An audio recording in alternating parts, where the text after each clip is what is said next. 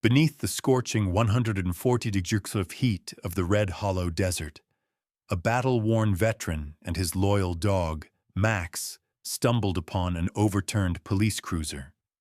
Inside lay a dying young officer and 5 starving puppies clinging to life. They said it was an accident, that the desert heat had killed him. But as the veteran tried to stop the bleeding, a single police-issued bullet casing rolled out from the sand. And with it, a buried truth began to surface, a crime hidden beneath layers of red dust and silence. Then came the storm, fierce, unforgiving, testing the last limits of one man and one dog as they fought to save a life, and the last piece of faith left within them. In a world that has forgotten mercy, the question remained, can loyalty and compassion still survive beneath this desert sun? Before we begin, tell me where you're watching from, and share your thoughts in the comments below. And follow us by subscribing to Healing with Max, so you never miss a story about the kind of courage that doesn't need to be loud, and the kind of loyalty that never lets go. Now take a deep breath, relax, and join us on this journey, where mercy and faith become the truest form of justice. The sun above Red Hollow did not shine, it seared. It hung heavy in the white sky like molten metal, pressing down on the land until even the rocks seemed to whisper in pain. At 140 degrees, the air itself shimmered, and the asphalt bled waves of silver light that made the horizon bend and sway like a mirage. The town had long stopped breathing. Windows were boarded, pumps stood empty, and the last remaining diner, once called Martha's Hope, now wore a coat of dust thick enough to bury a dream. The wind, when it came, carried the scent of rust, of iron, of a place that had forgotten the taste of rain. Down that blistered stretch of highway drove a man whose face matched the land, creased, sun-bitten, quiet. Raymond Cole, 55, sat behind the wheel of his weather-beaten truck, a machine older than most of the signs on the road. His faded olive jacket clung to him like a second skin, and his eyes, gray, steady, and half-tired, moved with the slow precision of someone who'd spent years scanning horizons that never brought good news. The glove box held his discharge papers, a dented lighter, and a folded photograph of a woman smiling beside a river that no longer existed. He had stopped counting the years since the war. He only counted the silences that followed it. Beside him lay K9 Max, a large sable and black German shepherd, 6 years old, his fur thick and sun-dusted, his right flank marked by a long scar that traced the memory of a blade. Max lay quietly, eyes half-closed but ears sharp, every sound and vibration translated into instinct. His loyalty was not loud. It was carved in the way he breathed, in rhythm with Raymond's own breath, like 2 hearts that had survived too much to waste energy on fear. They were not heading anywhere in particular. Just away, from the noise of people who spoke too fast, from the ghosts that followed Raymond home at night.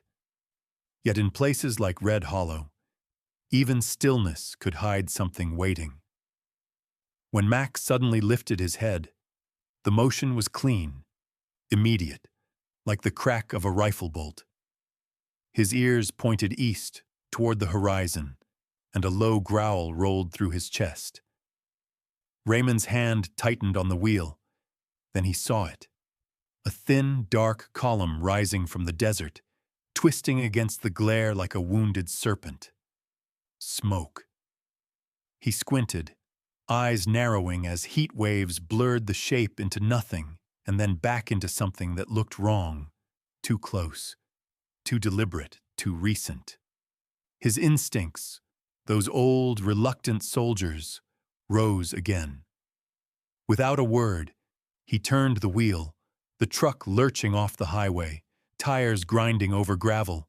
The closer he got, the heavier the air became, thick with the taste of metal and oil.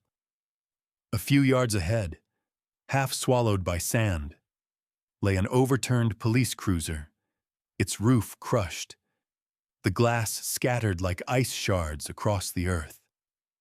The blue and white paint blistered under the sun, and the radio antenna bent like a broken arm. There was no movement, no sound, just the distant hum of heat. Raymond stopped the truck. Sweat slid down his temple, instantly drying in the wind. He grabbed his canteen, though he already knew it was nearly empty, and stepped into the furnace. The ground cracked beneath his boots, fine sand rising like smoke around his steps. Max followed, tail low, body tense, paws moving with silent certainty. One bark, a short, sharp sound, broke the suffocating air. Inside the cruiser, the smell of blood and burnt leather mixed with gasoline. The heat had turned the car into a coffin. Raymond leaned in through the shattered window, his shadow cutting across the interior. There, half sprawled over the front seat, lay a young officer, no more than late 20s. His skin was pale beneath the dirt, his uniform soaked dark around the shoulder. The badge on his chest had melted into the fabric, and his face, peaceful in a way that looked wrong, tilted toward the floorboard. Raymond's stomach tightened. Then he heard it. A whimper, small, frantic, alive. Beneath the man's arm, a soft movement. He reached in, lifting slightly, and his eyes widened. Huddled under the officer's torso were 5 puppies, German shepherds barely a few weeks old, bones sharp beneath matted fur. Their eyes blinked open against the light, their little bodies trembling as they tried to crawl over one another. They licked at the man's fingers, tiny tongues desperate for moisture. Raymond froze. For a long moment, the world held its breath. The sight of those creatures, fragile, gasping, pressing against a dying man for warmth, cut through him sharper than any war memory ever had. His throat tightened. The desert, which had moments ago felt empty, now felt cruelly alive.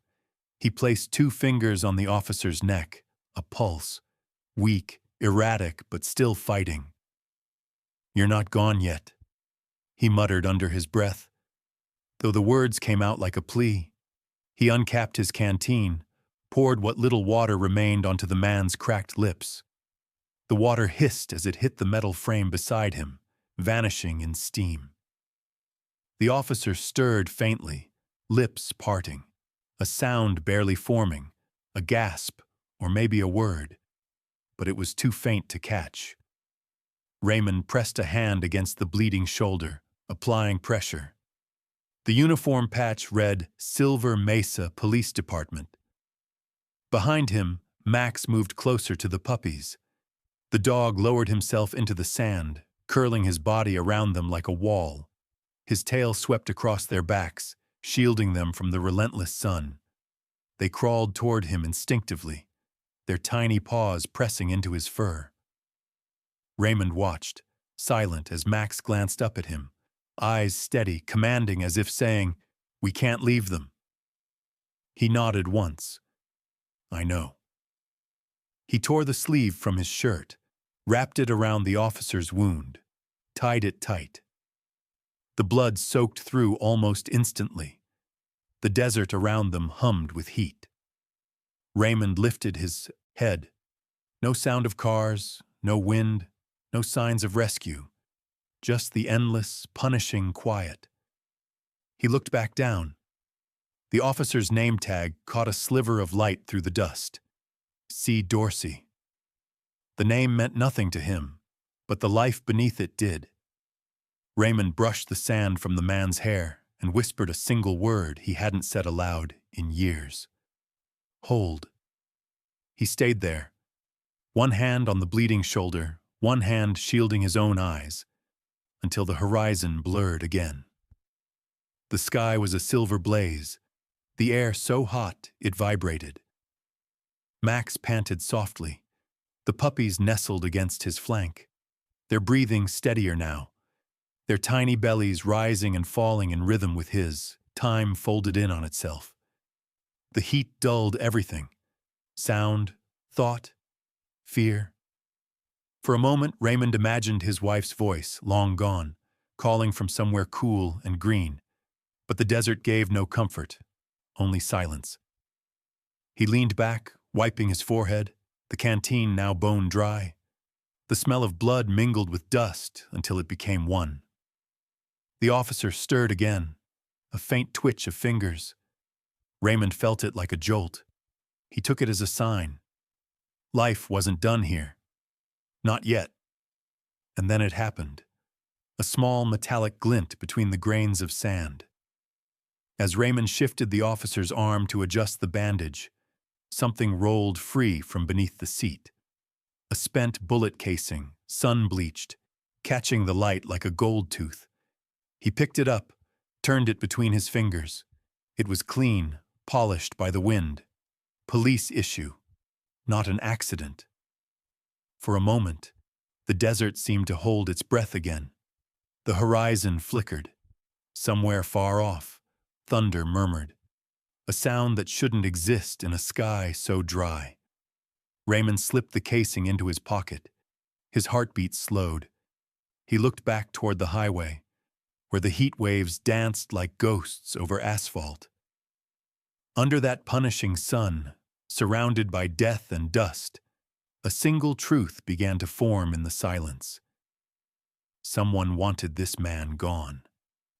And yet, against all odds, surrounded by the cruelest heat on earth, life stirred again. By the time the sun bled into the horizon, the desert had turned to bronze.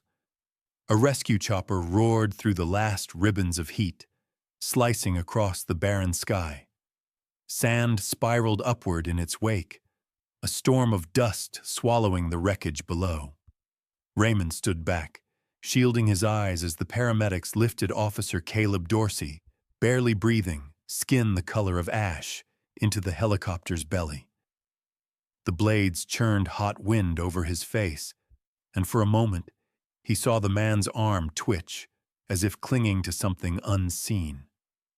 Then the doors shut, and the sky reclaimed its silence. Raymond did not return home. He climbed into his truck, Max leaping in beside him, tail brushing the gear shift, and turned the wheel toward the far-off glow of Silver Mesa. The desert stretched endlessly, the headlights carving narrow tunnels through the dust. Neither man nor dog made a sound. The road hummed beneath the tires, and every few miles, Max's head lifted, nose twitching, as if still tracking the scent of blood that the wind refused to forget. By the time the hospital's floodlights appeared on the horizon, the stars had vanished behind a brewing storm. The Silver Mesa Hospital looked less like a place for healing and more like an outpost holding its breath. Its concrete walls were cracked. The neon sign above the entrance flickered between life and death, and the only sound came from the power generators beating like a second heart. Inside, the air carried the stale taste of diesel, disinfectant, and fear that had aged with the paint. The nurse at the desk looked up as Raymond entered. A young woman, her face half lit by a lamp that buzzed like an insect. Her eyes flickered toward his jacket, then to Max before she spoke in a tired whisper. "He's still in trauma. They're trying." Max stayed close to Raymond's heel as they followed the nurse down the corridor. The light overhead stuttered with every gust outside, each flicker revealing the peeling green walls, the stretchers left abandoned, the faint smell of iodine. Raymond's boots echoed, a sound that didn't belong in a place this quiet. When they reached the trauma ward, he paused by the glass window. Inside, under a wash of yellow light, Caleb Dorsey lay still, oxygen mask fogging with each faint breath. His uniform had been cut away, his left arm tethered to an IV line. The monitor's slow, uneven rhythm filled the silence like a fragile heartbeat that could stop at any word spoken too loud. Then came the sound of footsteps, measured, confident, approaching from the far end of the corridor. Raymond turned. A man in a pressed desert uniform walked toward him, hat tucked neatly beneath his arm. Lieutenant Mason Crow, head of the Silver Mesa precinct, was around 50. Tall, fit, with hair clipped short and streaked with gray. His face was sharp, almost handsome, but his eyes, pale as desert glass, held no warmth. His smile appeared fast and faded faster, like a coin tossed, only to distract. He extended a hand. "Mr. Cole, I presume. You were the one who found him." Raymond accepted the handshake. It was strong, practiced, but lacked life. "He was still breathing when we pulled him out," Raymond said. Crow nodded, gaze flicking briefly toward Max. "That's one hell of a dog you've got there." "Yeah," Raymond replied softly. "He's still learning when to growl." Crow chuckled, a sound too smooth for the hour, too polished for the blood still drying on Raymond's hands. "You've done your part, sir. We'll take it from here. The department owes you its gratitude." His tone was perfectly polite, perfectly hollow.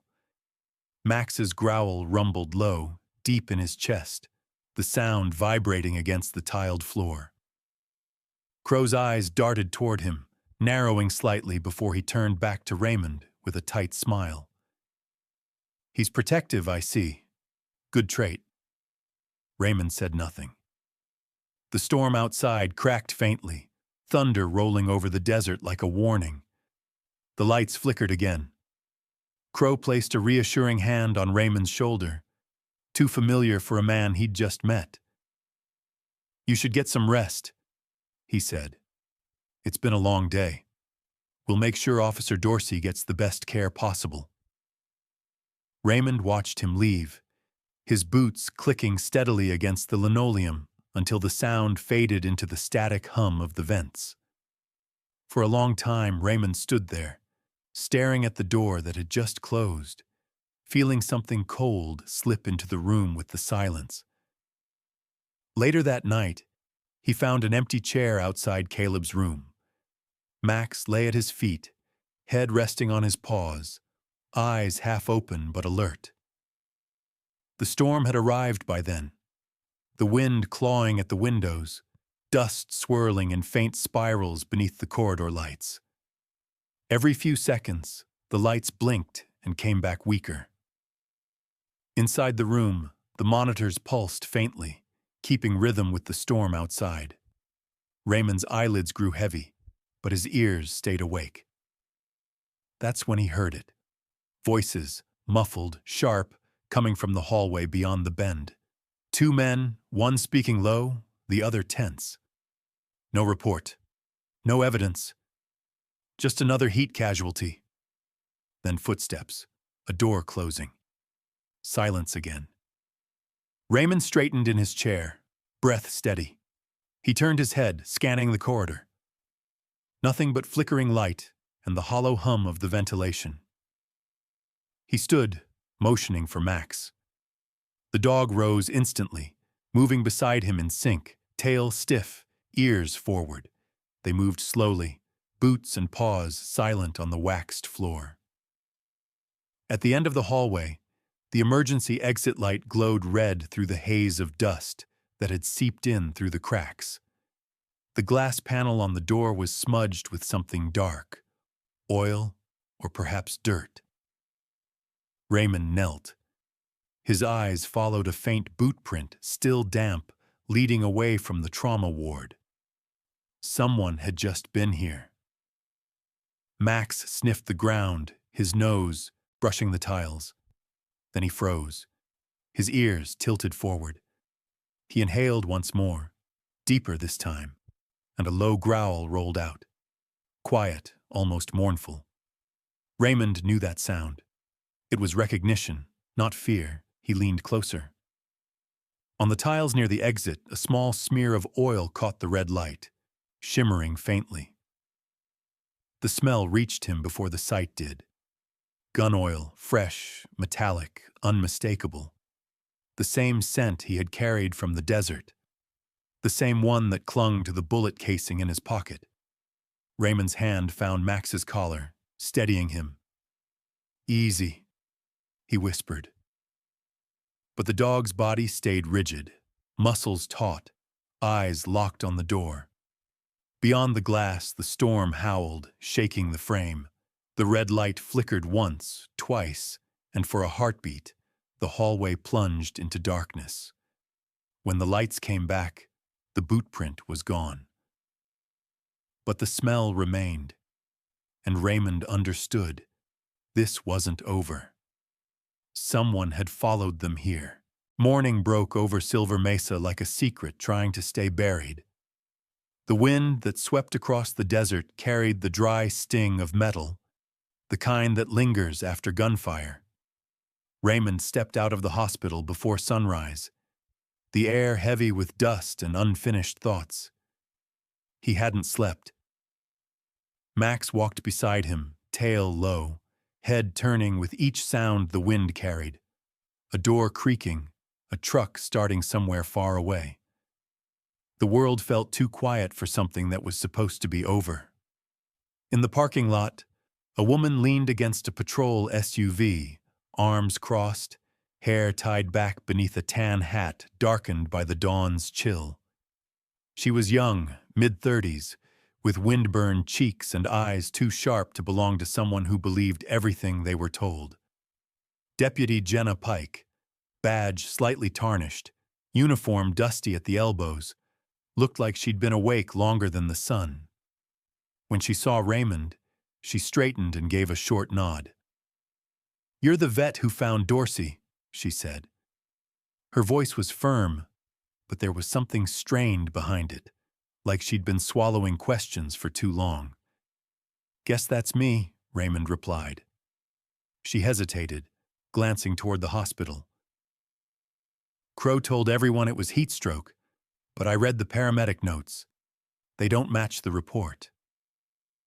Raymond studied her a moment, the stiffness in her shoulders, the cautious way she spoke, as though walls might be listening.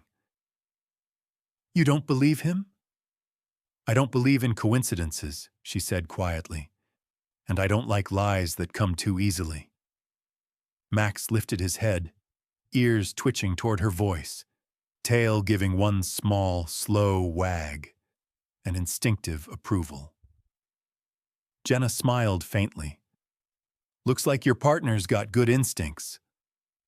Raymond allowed himself the ghost of a grin. "He's been right more times than people have." They left the hospital together, the morning sun already bright enough to sting their eyes. The desert had shed its night skin, now a sea of blinding white sand stretching in all directions. The truck engine groaned to life, and Max jumped into the back seat, pressing his paws against the window, muzzle quivering with anticipation. The drive back to the wreck site was long and silent. The landscape unfolded like a memory, each dune and twisted shrub exactly where it had been, yet changed somehow, as if the desert itself was holding its breath. By the time they reached the spot, the heat shimmered in visible waves, bending the horizon into mirage. Raymond parked beside the faint outline of the police cruiser, half swallowed by drifting sand. The rescue tape that once fluttered in the wind was gone, stripped away by time or by hands that didn't want it seen. Jenna crouched, brushing her gloved fingers through the sand. No markers, no evidence flags. They cleared it too fast. "Too clean," Raymond said. "That's what makes it dirty." Max leaped down from the truck, nose to the ground, tracing invisible paths across the dunes.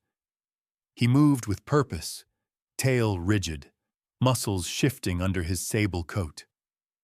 Raymond followed, scanning the ground where the heat shimmered thickest. The sun climbed higher, burning color out of everything.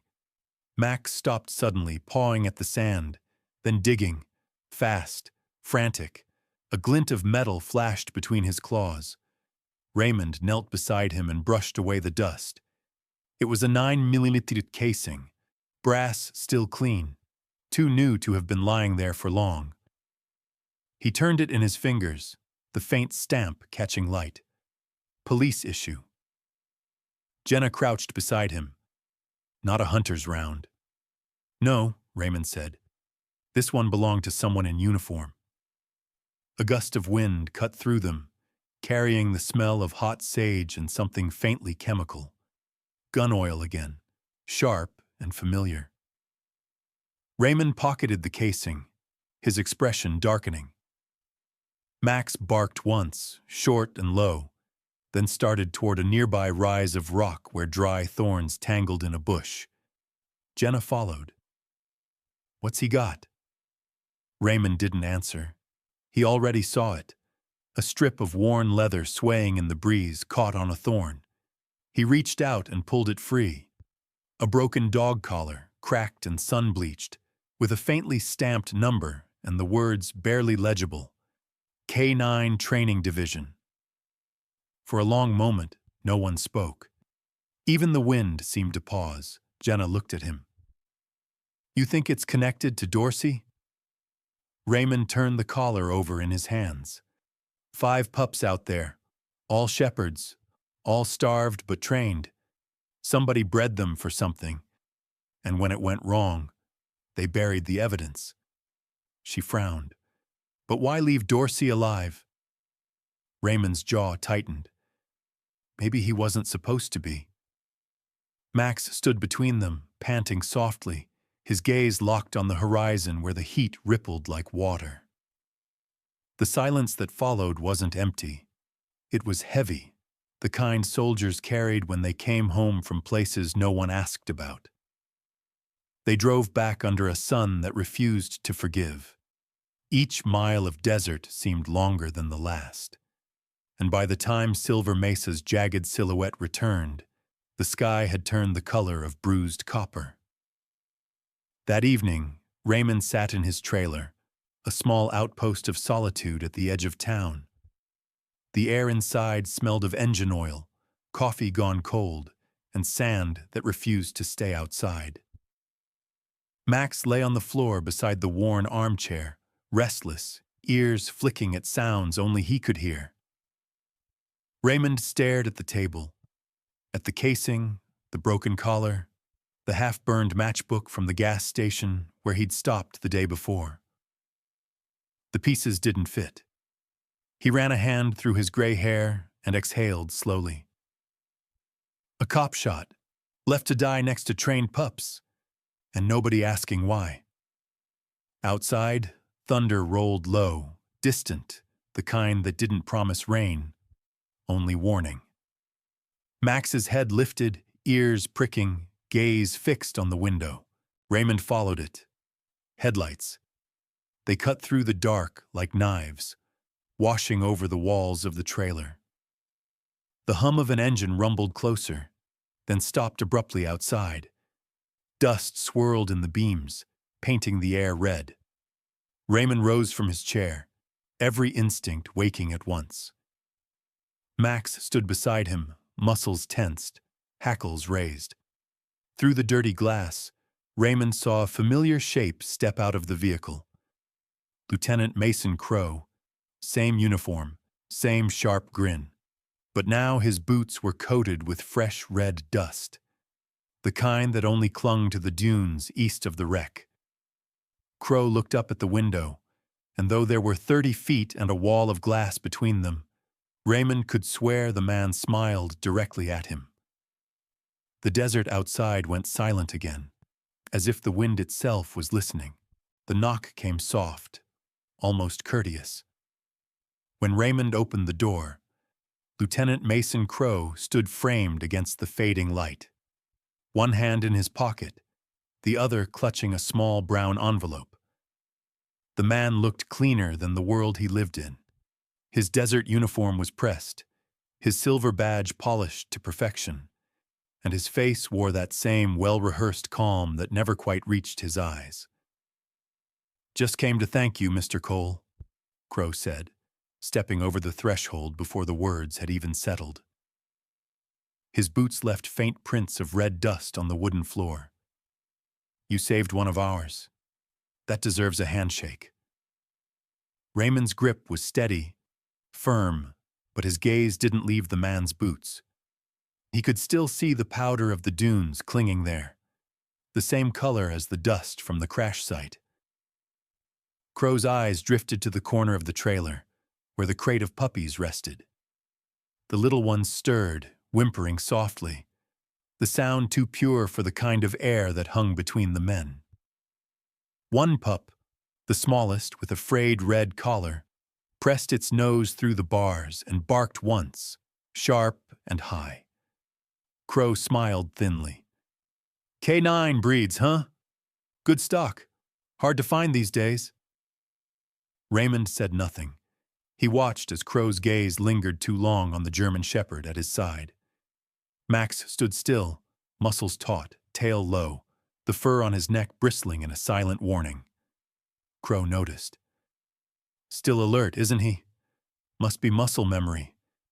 Even when they're retired, they don't forget the chain." The words landed cold. Raymond's jaw flexed. Neither do men who held it. For the first time, Crow blinked. The smile faltered just enough to show what hid beneath. Calculation, not courtesy. He adjusted his belt, exhaled, and placed the envelope on the table. "Just the paperwork. Confirmation that the investigation's closed. Don't lose sleep over it." When he left, the room felt heavier. The door clicked shut, and the faint scent of cologne, sharp, synthetic, mixed with the dry air. It didn't fade. It lingered, like a warning. Raymond turned toward the puppies. The red-collared one pawed at the air, whining softly. Max had moved closer, nose pressed against the crate.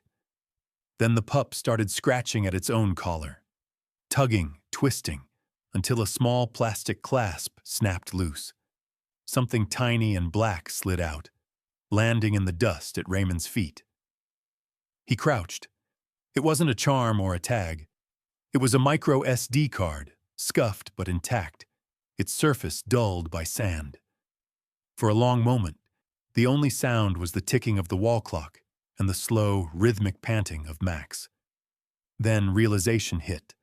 Hard, cold, unstoppable. Caleb Dorsey had hidden it. Somewhere between gunfire and collapse, the officer had chosen this small red collar as his last message. Raymond turned the card in his hand, light catching the scratches. It felt heavier than metal. He looked at Max, who met, his gaze with that same steady, wordless understanding they had shared since war. This isn't over yet. Outside, the first winds began to rise, whistling through the cracks in the trailer. Sand rattled against the window like rain. A storm was forming over Red Hollow. Raymond slipped the card into his pocket, grabbed his keys, and whistled.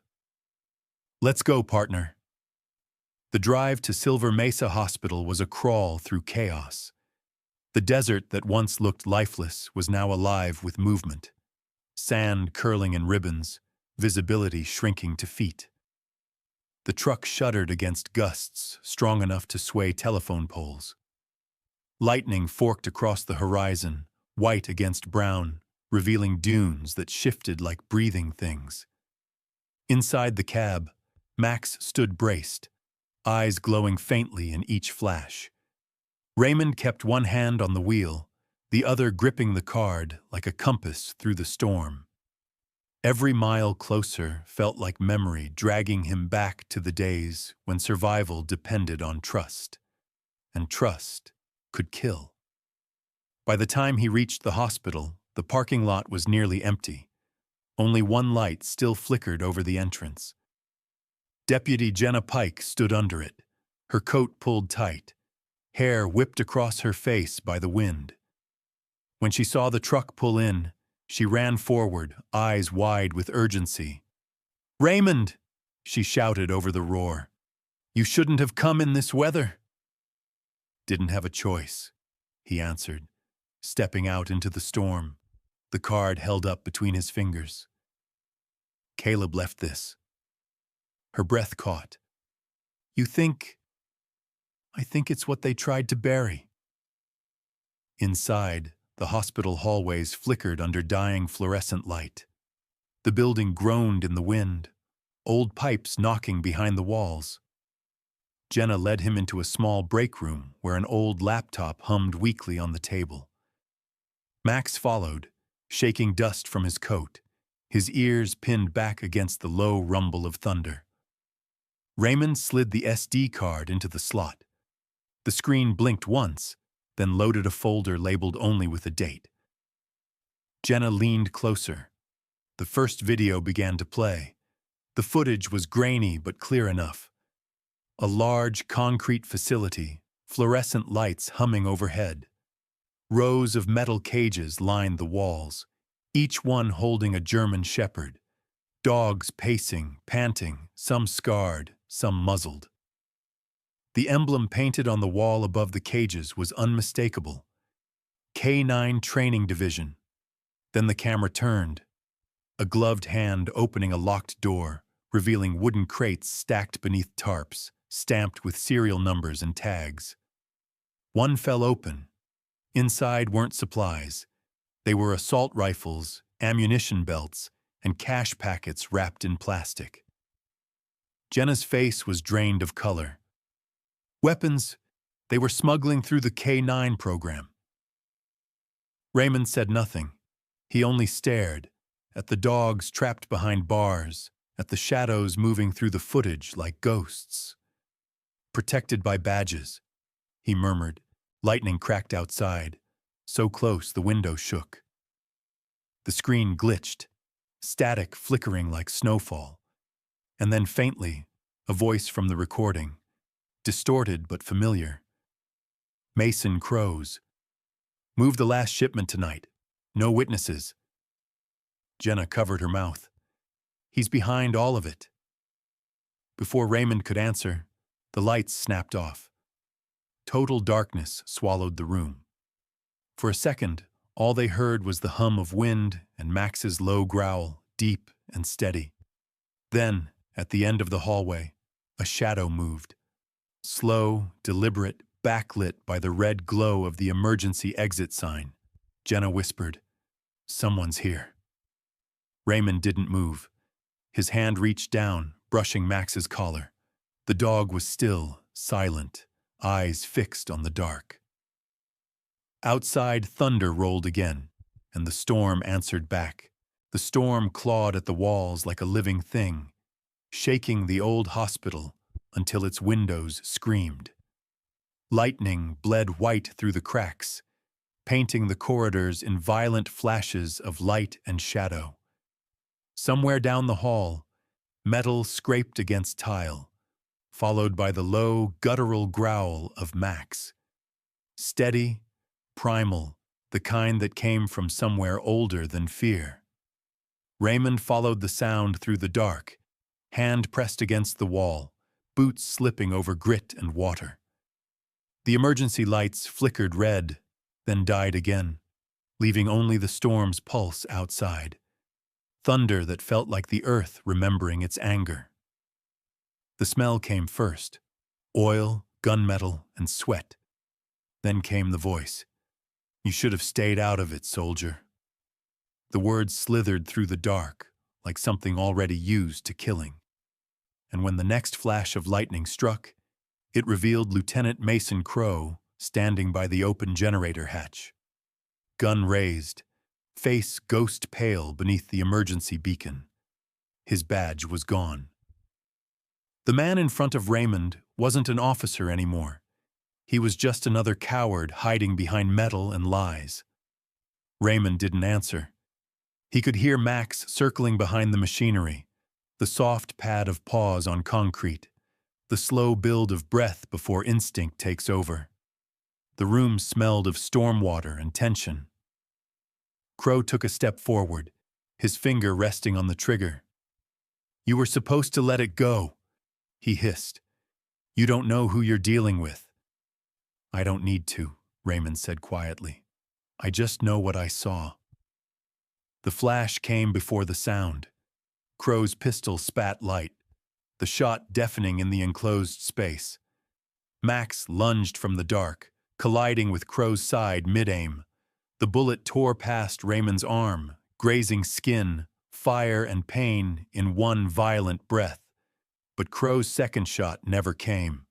The veteran's reflexes took over. He slammed his shoulder into the man, wrenching the weapon free. The pistol clattered across the floor and slid toward the stormwater drain, vanishing into the rushing black below. Crow stumbled back, eyes wild, blood at his lip. "You think this changes anything?" he shouted. "They'll replace me before sunrise." Raymond pressed his hand against the wound in his arm, breathing through the pain. "Maybe," he said. "But at least one of you will answer for it." The generator coughed, flickered, and roared to life, lights flooding the corridor with harsh fluorescence. Footsteps echoed from the main hall. Through the blinding white, Jenna Pike appeared, pistol drawn, face streaked with rain and dust. "Raymond!" she called out, voice steady despite the chaos. "Drop it, Crow!" Crow turned, gunless but grinning, his hair plastered to his forehead with sweat. "You really think you've got proof?" he sneered. "That card's nothing without the chain it belonged to. You've got ghosts, not evidence." "Then you shouldn't be running," Raymond said, stepping forward. For the briefest moment, their eyes met, soldier and deceiver, each shaped by the same land but forged in opposite truths. Then Crow bolted. He crashed through the side door and into the storm beyond, swallowed instantly by wind and sand. Sirens wailed behind him, backup from Jenna's call, but the storm drowned everything in its roar.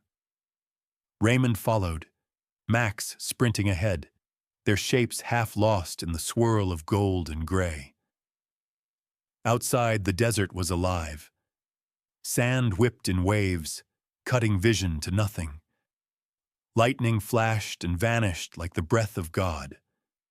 Through it, Raymond could see only flickers, footprints scattering, a shadow stumbling, the faint gleam of metal under dust. "Track!"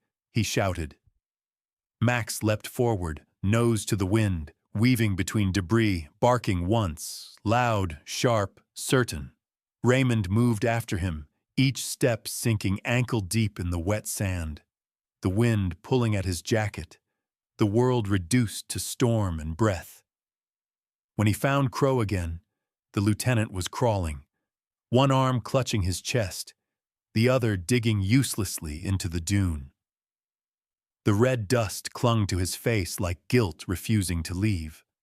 Max circled him, barking once more, but this time it wasn't a warning. It was a verdict. Crow looked up, eyes burning. "You think you're righteous, Cole? You think any of this means mercy?" Raymond stopped, rain mixing with blood down his sleeve. "No," he said softly. "Just balance." He stepped closer. The storm howled louder, drowning Crow's last words. Jenna's flashlight beam cut through the chaos, slicing across both men. She arrived seconds later, her uniform soaked, voice steady but low. "Mason Crow, you're under arrest." Crow didn't resist. Maybe it was the storm. Maybe it was the weight of the desert pressing him down. As she fastened the cuffs, he turned his face toward the sand and exhaled, as if finally surrendering to the silence he'd spent his life outrunning. The sirens dimmed. The wind began to ease. Raymond stood back, hand still pressed to his bleeding arm, watching as the first hint of dawn broke over Silver Mesa. The clouds split just enough for the light to pour through. pale gold spilling across the dunes, washing over Max's fur, over the broken footprints, over the place where truth had finally stopped running.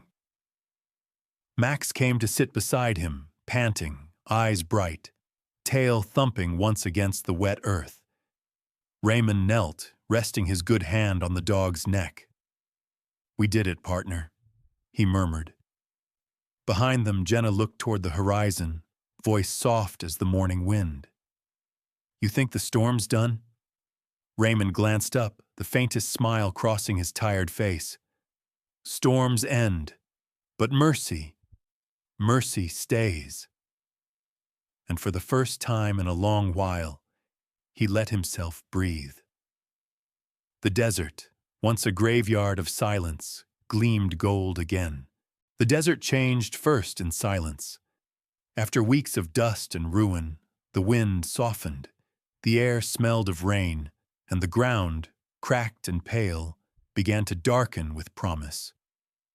Clouds gathered like slow-moving ships above the horizon, heavy and patient, until at last the sky broke open. The first drops fell like forgiveness, one, then many, tapping the sand that once burned at 140 degrees. Rain swept through Silver Mesa, washing away the last traces of the storm's cruelty. Dunes flattened, creeks came alive again, and the world that had been carved in fire began to hum with the sound of new life. Even the old hospital seemed lighter, its windows clear for the first time in months. Inside, the scent of disinfectant mingled with something gentler: wet earth, fresh air, and the faint musk of dogs. Caleb Dorsey sat upright in his bed, shoulder bandaged, one arm supported by a sling. He was thinner now, but alive in every sense of the word.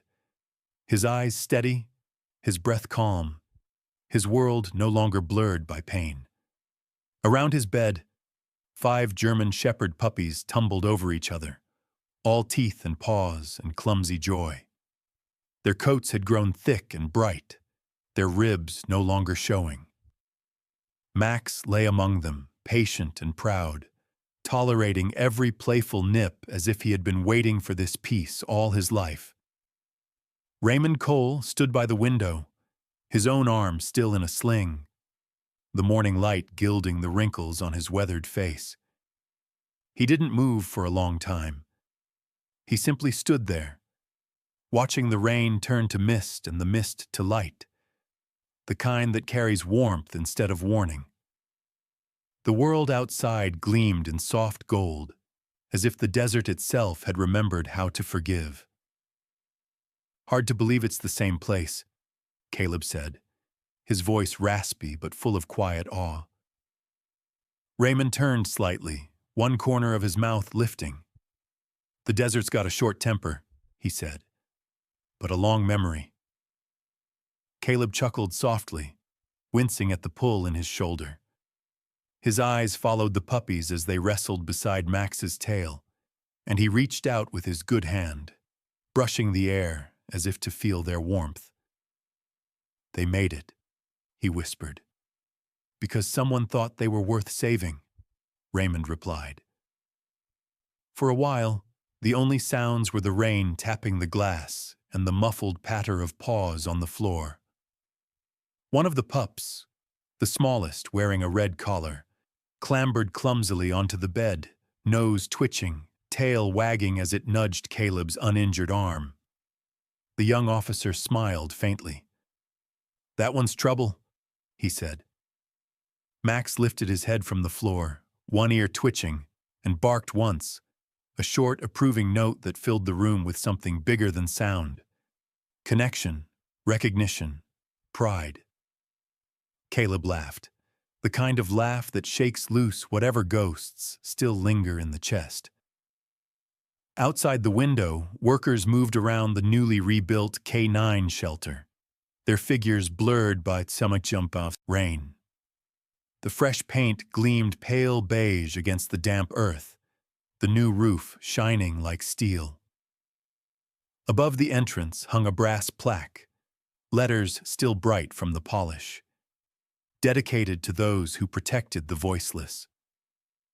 Raymond stepped closer to the window, his reflection merging with the scene beyond, the shelter, the sky, the men and women nailing the last signpost into the ground.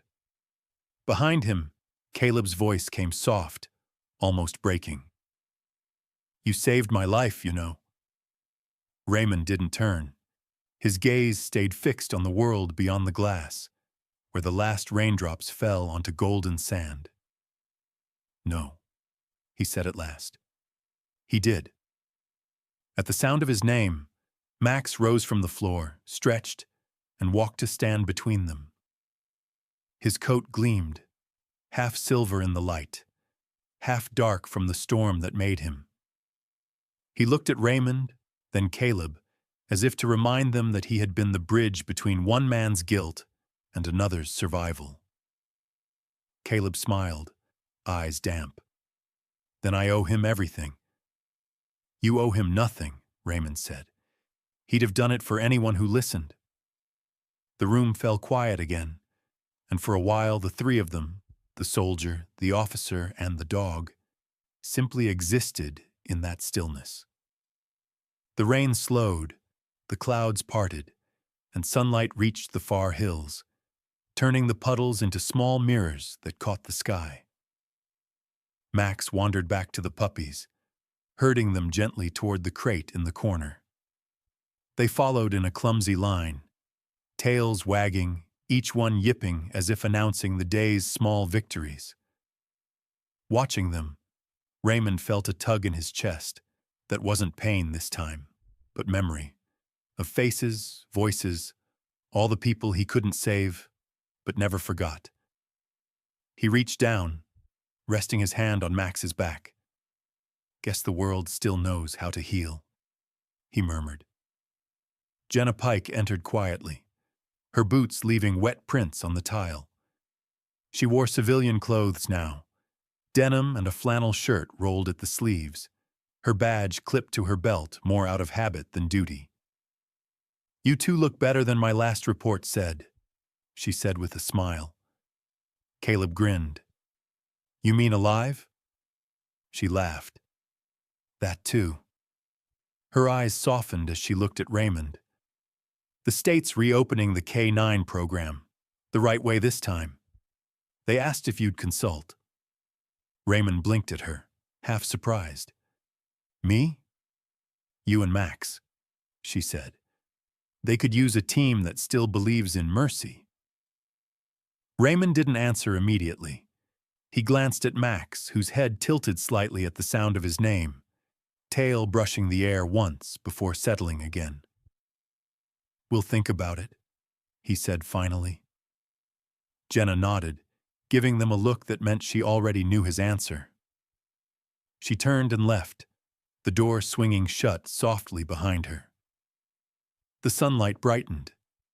Caleb leaned back, eyes half closed, and said, almost to himself, "You ever think maybe mercy's just another kind of memory?" Raymond turned toward him, a faint smile beneath his stubble. "No," he said quietly. "I think mercy's what memory becomes when you stop fighting it." For a moment, there was nothing but peace. The air smelled of rain-soaked sand and new beginnings. Max barked once, deep, certain, proud, as if agreeing with words older than both men combined. Outside, the desert shimmered beneath the new sun, soft, golden, alive again. The heat no longer burned, it warmed. And as the wind carried its gentle hum across Silver Mesa, it seemed to whisper through the air, threading through every open window, every healed wound. Mercy remembers. Some stories don't end when the mission does. They just grow quiet, like the wind after a long storm, carrying what can't be said in words. Out there, in places too empty for comfort, there are still hands that reach without asking, and hearts that choose mercy, even when the world forgets how. They don't wear capes or chase applause. They mend what's broken, stay when others walk away, and believe that kindness is never wasted, even when no one sees it bloom.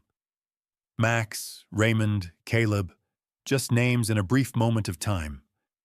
But what they stood for, loyalty, courage, and the quiet kind of love that doesn't need to be loud, that remains. It lingers in the way sunlight touches a scar, in the way rain softens the sand, in the way a still heart looks at a broken world and chooses to care anyway. Because sometimes the quietest hearts carry the loudest courage, and mercy, true mercy, never really disappears. It just waits for someone to remember. If stories like this still speak to your heart, subscribe and help us keep that light of kindness alive.